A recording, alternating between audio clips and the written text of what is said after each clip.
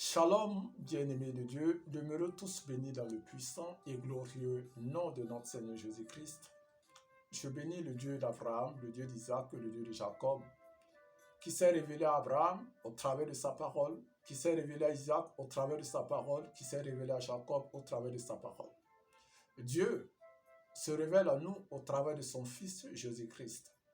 De la même manière qu'il s'est révélé à Jacob, à Isaac et Abraham et qu'ils ont été tous bénis, Dieu se révèle à nous au travers de sa parole. Dieu se révèle à nous au travers de sa parole afin que toi et moi nous soyons bénis. C'est pourquoi, bien-aimé de Dieu, que ce livre de la loi ne s'éloigne point de ta bouche. Médite-le jour et nuit afin de réussir dans tes entreprises. Gloire à Dieu. C'est dans cet élan que le Seigneur a voulu que nous puissions avoir ces temps de méditation et ces séances de prière. S'il est que c'est la première fois, bien-aimé de Dieu, que tu viens de suivre la vidéo, je t'invite à t'abonner. N'hésite pas à t'abonner et partage surtout la vidéo, cela te fera du bien. Car nous avons reçu de la part du Seigneur d'amener le peuple de Dieu à un temps de méditation profonde et de prière. Gloire soit rendue à Dieu. Le Dieu que nous servons est fidèle. Il nous a conduits pas à pas jusque-là. Et voilà que nous venons de parcourir les 7 premiers chapitres de l'évangile de Jean. La séance dernière, on s'était arrêté au verset 23. Et cette séance-là, nous allons continuer à partir du verset 24 pour dire que nous allons voir la suite. Mais bien avant que nous ne puissions poursuivre la suite, il va falloir que toi et moi, nous fassions recours à l'enseignant et que nous puissions disposer notre cœur à recevoir cette parole qui est esprit et vie. En premier temps, nous allons disposer d'abord notre cœur à recevoir cette parole et en secondo, nous allons demander à ce que le Saint-Esprit puisse nous donner la révélation provenant de sa parole. C'est pourquoi, bien-aimé de Dieu, tu vas répéter après moi, « Oh Dieu, je te rends grâce pour ce privilège que tu m'as accordé d'avoir ta parole. » Répète encore après moi. « Oh Dieu, je te rends grâce pour ce privilège que tu m'as accordé d'avoir ta parole. » Sois béni, sois magnifié à jamais au nom de Jésus-Christ. Répète encore après moi. Oh Père, dispose mon cœur à recevoir ta parole. Répète encore après moi. Dispose mon cœur à recevoir cette parole qui est esprit et vie. Au nom puissant et précieux de Jésus-Christ. Répète encore après moi. Éternel Dieu, cette parole qui vient de toi, je veux la graver dans mon cœur. Je vais la garder dans mon cœur afin qu'elle ne s'éloigne point de moi. Je ne veux pas être seulement un lecteur, ni un auditeur. Répète après moi. Je ne veux pas seulement être un lecteur, ni un auditeur, mais je veux me conformer pleinement à tes préceptes. Que ta parole qui est esprit et vie prenne vie en moi au nom de Jésus-Christ. Répète après moi. Que ta parole qui est esprit et vie prenne vie en moi au nom puissant et précieux de Jésus-Christ, afin que si je vis, que ce ne soit plus moi qui vis, mais que ce soit Christ qui est ta parole qui vit en moi. Que ce soit Christ qui est ta parole qui vit en moi, au nom puissant et précieux de Jésus-Christ. Que cette parole prenne vie en moi, au nom puissant et précieux de Jésus-Christ. Amen, amen, amen. Bien-aimé de Dieu, crois seulement que cette parole ne reviendra point à Dieu sans avoir fait sa volonté et son dessein. Cette parole que nous allons recevoir en ce jour va faire son impact dans ta vie et dans ma vie afin que tu puisses être un témoin de Jésus-Christ. Gloire à Dieu. On s'est arrêté au verset 23. Nous allons continuer maintenant à partir du verset 24. Ne juge pas selon l'apparence, mais jugez selon la justice. Jésus parle ici à ces pharisiens, à ces sacrificateurs. Il dit, ne jugez pas selon l'apparence.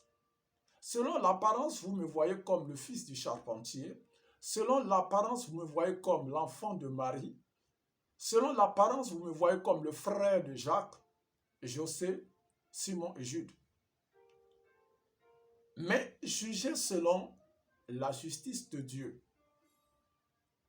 Je dis bien, jugez selon la justice de Dieu, s'il est convenable que je puisse guérir, que je guérisse un homme le jour de sabbat ou je ne le guérisse pas. nous voyons que la raison pour laquelle Jésus parlait ainsi est qu'il avait guéri un homme de jour de sabbat. Et les pharisiens avaient pris cela comme un argument, comme un prétexte pour vouloir nuire au ministère de Jésus. Et Jésus parle maintenant en disant, jugez vous-même si cela est juste ou injuste, de guérir un homme le jour de sabbat. Mais ne voyez pas selon l'apparence, mais regardez cela, conformez cela au principe de Dieu.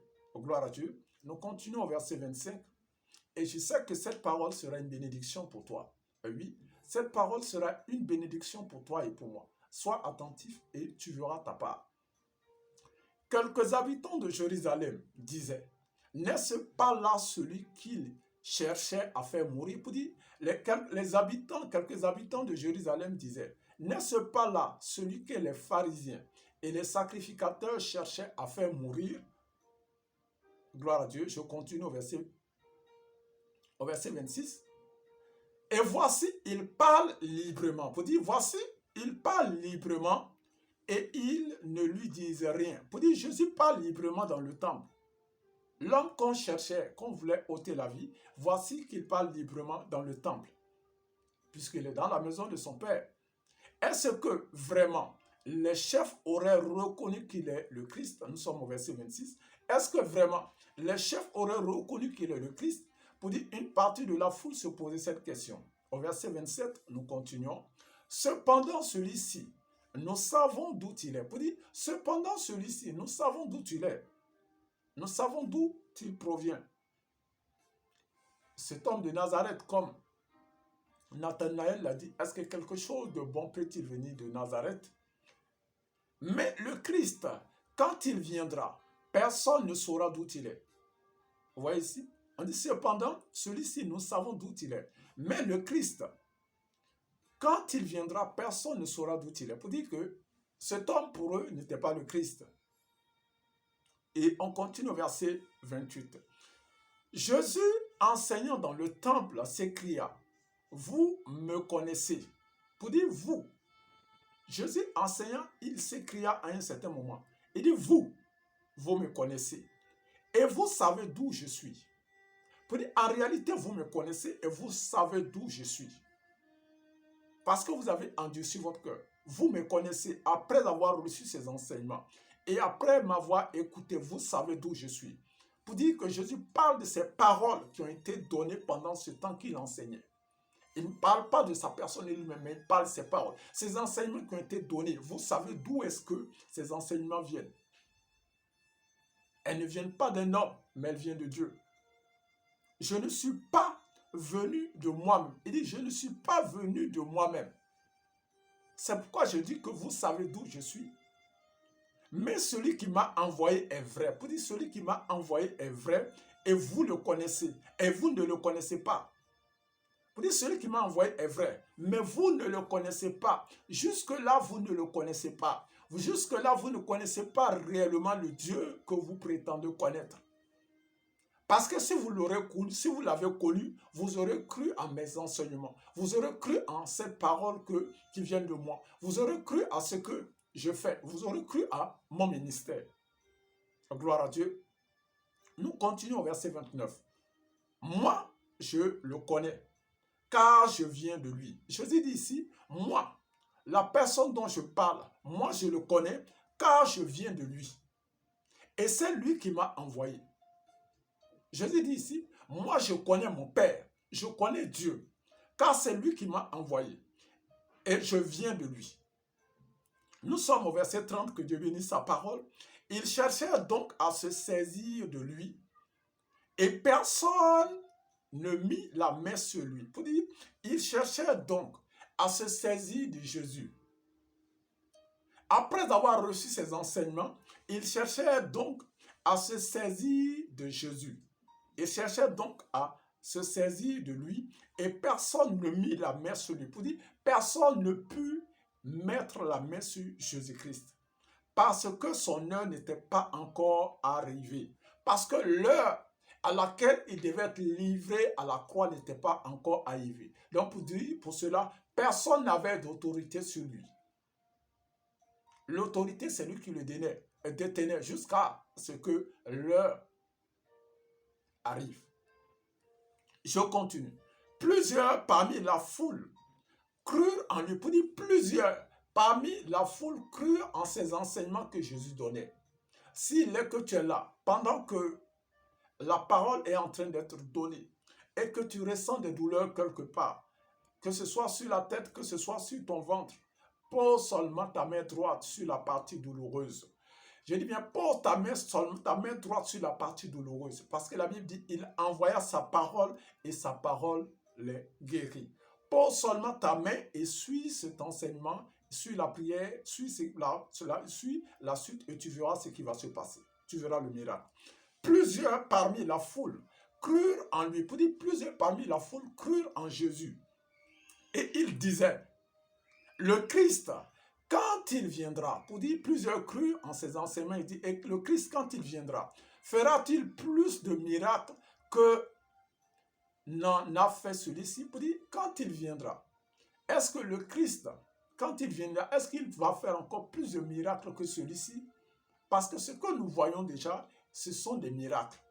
Ça, c'est une autre partie qui croyait. Pour dire que après que nous ayons lu ces passages, nous avons vu qu'il y a une première partie qui ne croyait pas en Christ et nous voyons une seconde partie de la foule qui croyait en Jésus-Christ. Donc, il y avait deux groupes. Une première partie qui ne croyait pas en Jésus, qui le voyait comme le fils de Joseph, et une autre partie qui réellement le croyait comme étant le Messie, qui est le Christ, le Sauveur. Que Dieu bénisse sa parole. Nous continuons. Les pharisiens entendirent la foule murmurer de lui ces choses. Pour dire que les pharisiens ayant entendu, nous voyons ici qu'une première partie ne croyait pas à Christ et une seconde partie croyait à Christ et à ses œuvres. Et donc, après que les pharisiens ayant entendu la version du deuxième lot, du deuxième groupe de personnes qui croyaient réellement en Jésus, qui disaient que réellement, est-ce que quelqu'un d'autre encore peut-il venir pour qu'il soit le Christ? En dehors de cela, nous ne pouvons pas recevoir une autre personne étant le Christ. C'est lui le Christ. Donc, pour dire, c'est celui-là le Christ. Nous devons croire réellement en lui. Donc, mais ces personnes murmuraient. Ils ne le disaient pas à haute voix. Donc, on nous dit ici, les pharisiens entendirent la foule murmurant de lui ces choses. Alors, les principaux sacrificateurs et les pharisiens envoyèrent des huissiers pour le saisir. Vous voyez ici que c'est injuste. Le premier groupe étant en train de juger Jésus, étant en train de le voir comme le fils du charpentier, vous le voyant comme un des enfants de Marie, n'ont pas réagi. Mais dès lors qu'ils ont entendu qu'une partie de la foule était en train de parler des bonnes œuvres, des exploits de Jésus, une partie de la foule était en train de reconnaître que Jésus est le Christ, de là, ils se sont levés. La jalousie. Ils se sont levés, la jalousie, en suscitant. Ils se sont levés en envoyant des sacrificateurs. Les sacrificateurs se sont levés en envoyant des huissiers pour se saisir de Jésus. Parce qu'ils auraient attendu que Jésus est en train de faire des exploits. Ils auraient entendu qu'une partie de la foule croyait à Christ, croyait en cet homme qui est le Messie. Gloire à Dieu. Pour dire, les personnes même qui étaient chargées d'encourager la mission, qui étaient chargées de soutenir le ministère de Jésus, ce sont ces mêmes personnes qui se sont levées pour s'opposer au ministère de Jésus. C'est disant qu'ils connaissent Dieu, qu'ils servent Dieu, ce sont ces mêmes personnes qui se sont levées pour s'opposer au ministère de Jésus-Christ. Gloire à Dieu. Et de là, nous voyons ce verset qui dit « Je forme la lumière et je crée les ténèbres, je fais l'adversité et la prospérité. Tout cela, c'est moi qui le fais. Dieu qui le fait au travers de sa parole. » Nous continuons au verset 33. Jésus dit « Je suis encore avec vous pour un peu de temps. » Malgré que ces personnes, ces huissiers sont venus pour se saisir de Jésus, voici ce que Jésus va dire. Il dit « Moi, je suis avec vous. » Jésus dit, je suis avec vous pour un peu de temps. Puis je m'en vais vers celui qui m'a envoyé. Pour dire, je suis avec vous pour un peu de temps, mais je m'en vais vers mon Père, vers celui qui m'a envoyé. Vous ne pouvez pas m'empêcher de faire l'œuvre à laquelle j'ai été, la mission à laquelle j'ai été envoyé. Il parlait maintenant aux huissiers pour dire, je suis là jusqu'à ce que l'heure soit donnée à laquelle je dois partir. Vous ne pouvez pas m'empêcher. de faire mon travail. Vous ne pouvez pas m'empêcher de faire l'œuvre de Dieu. Vous ne pouvez pas m'empêcher de faire la volonté de Dieu. Je veux dire par là que, bien-aimé de Dieu, si la parole de Dieu devient de toi une priorité, si la parole de Dieu devient pour toi un refuge, si la parole de Dieu devient pour toi un guide, quelle que soit l'adversité, quelle que soit l'opposition, rien ne pourra t'empêcher d'aller de l'avant. Nous avons vu l'adversité, nous avons vu l'opposition, mais cela n'a pas empêché Christ d'aller de l'avant. Nous continuons. Nous sommes au verset 34. Vous me cherchez et vous ne me trouverez pas. Vous voyez ici, Jésus dit, vous me cherchez, vous me chercherez et vous ne me trouverez pas. Et vous ne pouvez venir où je serai. Pour dire, je suis là pour un peu de temps et après je m'en irai. Mais vous me chercherez et vous ne me trouverez pas. Pour dire, vous allez me chercher après. Quand mon heure sera venue. C'est vrai qu'actuellement, vous voulez vous emparer de moi. Mais ce n'est pas l'heure. Pour cela, vous n'avez pas d'autorité sur moi. Mais quand mon heure sera venue, quand je vais m'en aller, pour dire quand je vais m'en aller vers le Père, vous me chercherez en ce moment-là, mais vous ne me trouverez pas. Et je continue au verset 35. Sur quoi les Juifs dirent entre eux, pour dire sur quoi les Juifs dirent entre eux, ces personnes qui ont été envoyées, les huissiers, puisqu'ils étaient des sacrificateurs, ils étaient des Juifs et la foule en même temps. Sur quoi les Juifs dirent entre eux, où ira-t-il que nous ne trouvions, où ira-t-il que nous ne le trouvions pas? Vous voyez? Où est-ce qu'il ira pour que nous ne puissions pas le trouver? Où est-ce qu'il ira pour que nous ne puissions pas le voir? Ira-t-il parmi ceux qui sont dispersés chez les Grecs et enseignerait-il les Grecs? Vous voyez, pour eux, ils se disaient que Jésus allait partir de Jérusalem. Jésus allait partir de la Judée. Jésus allait partir d'Israël afin d'aller vers chez les Grecs, dans une autre contrée. Et où est-ce qu'ils vont le trouver? Je continue. Nous sommes au verset 36. Que signifie cette parole qu'il a dite? Vous voyez, ces personnes se prétendent dire qu'ils sont sages. Jésus donne une parole ici, il n'arrive pas à déceler le mystère qui est dans la parole. Ces personnes qui se disent docteurs de la loi, qui se disent sacrificateurs, Jésus parle ici et ils ne sont même pas à mesure de savoir ce que Jésus veut dire. Ils étaient confus. Au verset 36, pour dire la parole de Dieu nous donne cette sagesse et cette habileté de comprendre les Saintes Écritures, de comprendre les voies de Dieu. Que signifie cette parole? Que signifie cette parole qu'il a dite? Vous me chercherez et vous ne me trouverez pas. Et vous ne pouvez venir où je vais. Vous voyez, cette parole qui a été donnée a sémé la confusion dans le camp de ces personnes. Gloire à Dieu, comme c'est merveilleux. Imaginez-vous un instant, des gens qui viennent pour s'emparer, pour saisir Jésus, et Jésus donne une parole, ils sont confus. Ces huissiers ont été envoyés par les sacrificateurs et les pharisiens. Et leur devoir, c'était de saisir Jésus. Leur devoir, c'était d'avoir la main sur Jésus et de l'amener devant les pharisiens et les sacrificateurs. Et de là, nous voyons que Jésus donne une parole. Ayant donné la parole, la confusion est rentrée dans le camp de ses adversaires. Ces huissiers étaient confus et ne savaient plus qu'est-ce qu'il faut dire. Qu'est-ce que Jésus avait dit ici? Il dit, vous me chercherez et vous ne me trouverez pas. Et vous ne pouvez venir où je vais. La parole qui a été donnée est, les huissiers étaient confus. Il dit, sur quoi les Juifs se dirent entre eux, où ira-t-il que nous ne le trouvions pas?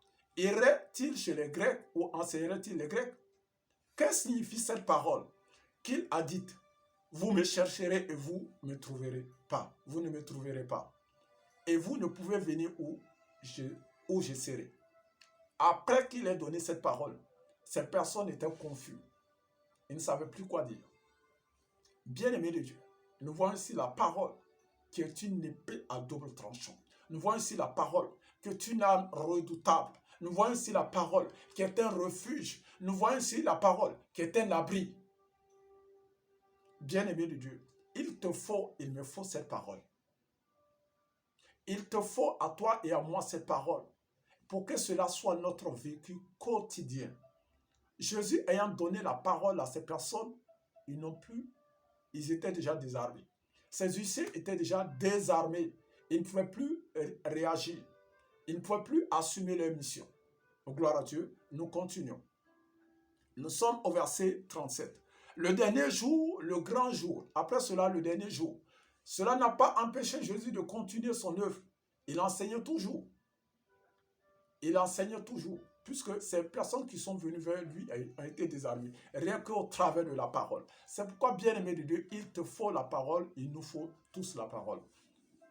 Au verset 37, le dernier jour, le grand jour de la fête, Jésus se tenant debout, s'écria, « Si quelqu'un a soif, qu'il vienne à moi et qu'il boive. » Le dernier jour, après que tout le monde ait mangé et soit rassasié, Jésus se lève et il dit, « Si quelqu'un a soif, qu'il vienne à moi et qu'il boive. » Parce qu'il est le pain de vie, il est l'eau, la source intarissable, l'eau de vie. Pour quelqu'un qui ne comprendra pas, il dira, mais après qu'on ait mangé et bu, toi tu viens nous dire, c'est lui qui a faim de venir. Mais Jésus ne parlait pas de cette nourriture venant, cette nourriture qui concerne la chair, mais c'est cette nourriture spirituelle. Comme il dit, l'homme ne vivra pas seulement de pain, mais de toute parole qui provient de Dieu. Jésus voulait nourrir leur âme et leur esprit, pas le corps. Mais ces personnes s'étaient déjà nourries, ils avaient nourri leur corps, mais pas leur âme. Leur âme était toujours assoiffée. Leur âme était toujours assoiffée d'une eau de vie. Et leur âme avait toujours faim, avait besoin de la nourriture spirituelle. Jésus, voyant ces personnes, dit, venez à moi, je vous donnerai cette eau de vie et cette nourriture spirituelle. Gloire à Dieu. Nous continuons au verset 38. Celui qui croit en moi, des fleuves d'eau vive couleront en son sein. Pour dire, celui qui croit en moi, celui qui croit en mes paroles, des fleuves d'eau vive couleront en son sein. Comme dit l'Écriture, comme dit les Saintes Écritures. Au verset 39, il dit cela de l'Esprit. Pour dire, il dit cela, pas de lui-même, mais de l'Esprit que devaient recevoir ceux qui croyaient en lui. Pour dire, ceux qui croient, il disait cela pour que ceux qui croyaient en lui puissent recevoir l'Esprit. Il dit cela de l'Esprit, que devaient recevoir ceux qui croiraient en lui, car l'Esprit n'était pas encore, parce que Jésus n'avait pas encore été glorifié. Pour dire, il parlait du Saint-Esprit, qui est l'eau de vie et qui est une nourriture spirituelle. Il dit donc, il parlait de l'Esprit du Saint, de la venue du Saint-Esprit. Pour ceux qui auront faim et soif, qu'ils reçoivent le Saint-Esprit, afin qu'ils reçoivent cette eau de vie intarissable. En retour, ils pourront approvisionner d'autres personnes. Parce que lorsqu'on a le Saint-Esprit, cette eau de vie que nous recevons, et nous sommes bénis au travers de cette eau que nous buvons régulièrement, et en retour, nous pouvons aussi désaltérer tous ceux qui ont soif et faim de la parole de Dieu. Bien-aimés de Dieu, nous allons nous arrêter là. Nous voyons déjà ce que la parole a œuvré pendant que Jésus était sur terre. Ces personnes qui sont venues vers lui ont voulu saisir Jésus, mais Jésus a utilisé la parole, comme je le disais, afin de se défendre. Et ils n'ont pas pu le saisir. Ils n'ont pas pu l'amener devant les pharisiens, ils n'ont pas pu l'amener devant les sacrificateurs, ils n'ont pas pu l'empêcher de faire l'œuvre pour laquelle il avait été envoyé. Bien-aimé de Dieu, nous voyons ici la parole qui a œuvré. Il te faut cette même parole. C'est pourquoi Josué dit que ce livre de la loi ne s'éloigne point de ta bouche. Médite-le jour et nuit afin de réussir dans tes entreprises. La parole a été un refuge pour Jésus puisqu'il est lui-même la parole. Ayant donné cette parole à ces personnes, ils étaient confus, ils ne savaient plus quoi dire. La parole serait un refuge pour toi. La parole sera un refuge pour moi. Lorsque nous faisons de cette parole notre nourriture spirituelle, nous sommes à l'abri de tout danger. Nous allons nous arrêter là et nous allons passer à la séance de prière. Tu vas répéter après moi. Oh Dieu, je te rends grâce pour ta parole qui est esprit et vie. Répète après moi. Oh Dieu, je te rends grâce pour ta parole qui est esprit et vie. Au nom puissant et précieux de Jésus-Christ, que cette parole que j'ai reçue, que est une lampe à mes pieds, éclaire mon âme et mon esprit au nom puissant et précieux de Jésus-Christ. Répète encore après moi. Que cette parole qui est une lampe à mes pieds, éclaire mon être tout entier au nom puissant et précieux de Jésus-Christ. Répète encore après moi. Je serre ta parole dans mon cœur. Répète après moi encore. Oh Dieu, je serre ta parole dans mon cœur afin de ne point pécher contre toi. Je serre ta parole dans mon cœur afin de ne point pécher contre toi au nom puissant et précieux de Jésus-Christ. Que cette parole que j'ai reçue en ce jour, répète après moi. Que cette parole que j'ai reçue en ce jour éclaire mon âme et mon esprit au nom puissant et précieux de Jésus-Christ. Que ma vie soit éclairée par ta parole. Que ma vie soit éclairée par ta parole. Au nom puissant et précieux de Jésus-Christ. Tu vas encore répéter après moi. Père éternel, je te rends grâce pour la vie que tu me donnes au travers de cette parole. Je te rends grâce pour la vie Zoé que tu me donnes au travers de cette parole que j'ai reçue au nom puissant et précieux de Jésus-Christ. Répète encore après moi. Oh Père, sois ma lumière afin d'éclairer toute forme de ténèbres dans ma vie. Répète encore après moi. Oh Dieu, sois ma lumière afin d'éclairer toute forme de ténèbres dans ma vie au nom puissant et précieux de Jésus-Christ. Que la lumière de ta parole, éclaire mon âme.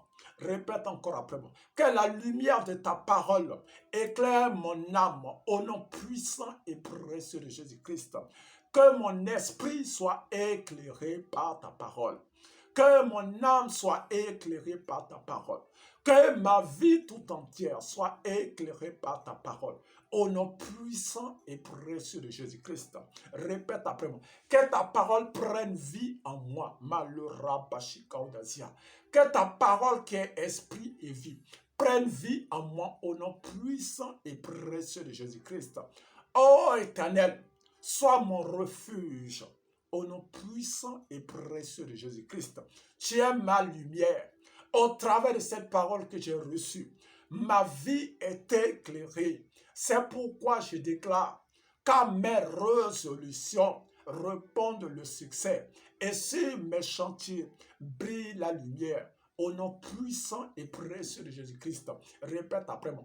À mes résolutions répond le succès. Et sur mes chantiers brille la lumière. Au nom puissant et précieux de Jésus-Christ. Et tu vas encore répéter après moi. Tu vas dire ton nom. Moi, Israël Élie, je trouve refuge en la parole. Je trouve refuge en la parole. Au nom puissant et précieux de Jésus-Christ. Ceux-ci s'appuient sur les chars, ceux-là sur les chevaux. Mais quant à moi, Israël Élie, tu vas dire ton nom. Quant à moi, je trouve refuge en la parole. Et je déclare au nom de Jésus-Christ que je prospère à tout égard. Que je prospère à tout égard au nom puissant et précieux de Jésus-Christ. Après avoir reçu cette parole qui est esprit et vie, qui éclaire mon âme et mon esprit, je déclare en ce jour que j'ai reçu la vie Zoé. J'ai reçu la vie Zoé. J'ai reçu la vie Zoé, qui est la nature de Dieu en moi, au nom puissant et précieux de Jésus-Christ. Répète après moi. Et si je vis, ce n'est plus moi qui vis, c'est Christ qui vit en moi. C'est pourquoi je déclare, sur la base de la parole, que toute forme d'échec soit bannie de ma vie au nom puissant et précieux de Jésus-Christ. Je trouve refuge en la parole et je déclare en ce jour que tout ce qui était échec dans ma vie se transforme en succès au nom de Jésus-Christ. Que tout ce qui était échec dans ma vie se transforme en succès au nom de Jésus-Christ. Car à mes résolutions, répète après moi, à mes résolutions répond le succès. Et sur mes chantiers brille la lumière. Mes chantiers brillent la lumière. Sur mes chantiers, il y a la lumière de Dieu qui brille. Répète après moi. Sur mes chantiers, il y a la lumière de Dieu qui brille. Cette lumière éclaire mon âme et mon esprit. C'est pourquoi je déclare, répète après moi, que toute forme de barrière est ôtée dès maintenant, au nom puissant et précieux de Jésus-Christ. Car cette parole que j'ai reçue, répète après moi, cette parole que j'ai reçue, en plus d'être une lumière, pour m'éclairer sur mes chantiers, elle est un feu dévorant, comme il est écrit dans Jérémie 23 au verset 29. Ma parole n'est-elle pas comme un feu? Que le feu de ta parole m'envahit maintenant. Que le feu de ta parole m'envahit maintenant, afin de consumer ma lorabashikawa. Répète après moi. Que le feu de ta parole envahit mon âme, envahit mon corps, envahit mon être tout entier, au nom puissant et précieux de Jésus-Christ, afin de consumer, répète après moi, afin de consumer tout germe de la maladie, malheuraba, afin de consumer tout germe de la maladie, le rabashikaodaziali, que le feu de ta parole dévore en moi tout ce qui n'y est pas de toi, le rabashikaodazi. Répète encore après. Que le feu de ta parole consume en moi tout ce qui n'y est pas de toi, au nom puissant et précieux de Jésus-Christ. Que le feu de ta parole consume en moi tout corps étranger au nom de Jésus-Christ. Malheureux. Tu vas maintenant poser toujours ta main. S'il est que tu es souffrant, comme je l'avais dit dès le début, ta main est toujours posée sur ta tête. Quel que soit ce que tu traverses, quel que soit le mal qui est dans ton corps, pose ta main sur ta tête et je vais prier. Parce que cette parole qui a été envoyée va opérer un miracle dans ta vie. Cette parole qui a été envoyée va opérer un miracle parce qu'il est dit que sa parole ne revient point à lui sans avoir accompli sa volonté, son dessein. Pose seulement ta main, fais ceci et je vais prier. Éternel Dieu, je te rends grâce parce que ta parole est un feu. Que le feu de ta parole consume maintenant tout ce qui n'y est pas la gloire de ton nom dans la vie de tes enfants. Il est écrit dans Hébreux 1 au verset 7 que tu fais des anges des messagers et de tes serviteurs une flamme de feu. Sur la base de cette parole qui a été donnée, oui, ta parole est un feu maintenant qui consume en nous tout corps étranger. Que le feu de ta parole envahisse maintenant la vie de tes enfants et que tout corps étranger qui avait été envoyé dans la vie de tes enfants, tout corps étranger qui avait été envoyé dans la vie de tes enfants, reçois maintenant le feu du Saint-Esprit. Jean-Baptiste a dit, moi je viens afin de vous baptiser d'eau. Mais il y a un plus grand que moi lorsqu'il vient. Il vous baptisera d'esprit et de feu. Recevez maintenant le baptême de feu. Que le feu de la parole consume maintenant tout corps étranger. Que le feu de la parole consume tout germe de la maladie. Que le feu de la parole consume maintenant tout germe de la maladie au nom puissant et précieux de Jésus-Christ. Que tout corps étranger qui avait élu domicile dans la vie de tes enfants reçoit maintenant le feu de Dieu. Malorabashikaudazia. Malokazo taidabazota. Malokazo taidabashikaulu. Ram malokazo itaba. Ram malokazo itaba. Ram malokazo itaba. Brûle maintenant. Le feu de Dieu consume maintenant et envoie le réveil. Envoie le réveil. Envoie le réveil dans la vie de tes enfants. Envoie le réveil dans la vie de tes enfants. Au nom puissant et précieux de Jésus-Christ. Envoie le réveil maintenant. Envoie le réveil maintenant. Le feu de Dieu brûle. Le feu de Dieu brûle. Tout corps étranger brûle maintenant. Tout esprit qui avait été envoyé dans la vie de tes enfants reçoit le feu de Dieu maintenant. Au nom puissant et précieux de Jésus-Christ. Merci Seigneur parce que tu donnes la révélation. Tu donnes la révélation. Tu donnes la révélation. Tu donnes le discernement. Tu donnes la vision à tes enfants dans leur sommeil. Au nom puissant et précieux de Jésus-Christ. Amen. Amen. Amen. Aie foi que la parole produit déjà son effet dans ta vie. Et tu seras appelé à témoigner au nom de Jésus-Christ. Amen. Bien-aimé de Dieu, c'était votre serviteur, le pasteur Israël Eli. Ça a été un réel plaisir pour moi de partager cette vidéo avec vous. Et je sais que tu vas témoigner. Et s'il y a des témoignages, n'oublie pas de m'appeler à ce numéro, plus 226 78 33 39 96. Bien sûr, un numéro WhatsApp, afin que nous puissions rendre gloire à Dieu. Shalom et à bientôt pour la suite.